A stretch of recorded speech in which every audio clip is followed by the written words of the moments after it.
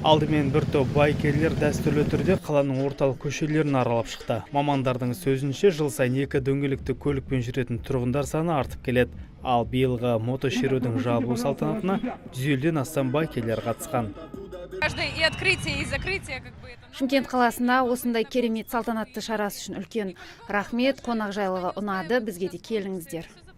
Арасында көптеп адам жиналып отыр. Мотошерудің ашылу және жабылу салтанаты да жаңа таныстар мен жаңа сайыстарға толы болды. Яғни осы шара аясында жаңа жоба ойластырылады. Мотошерудің жабылу салтанатына орай ұйымдастырылған бағдарламаның ерекшелігі танымал спорт ұжымы мен би топтары көпшілікке өнерлерін паш етті. Биыл алғаш рет шаштарашылар шоуы өткізілді. Стилистер жиналғандар арасынан еріктілері таңдап алып, сахнада оларға жарасымды образды келтірді.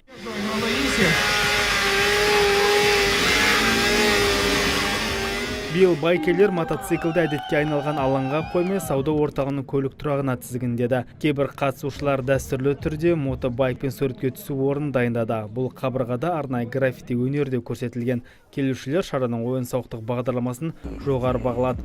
Айта кетейік, биылғы мотошеру маусымын шымкенттік байкерлер ғана емес, еліміздің барлық қаласынан келген қонақтар жапты.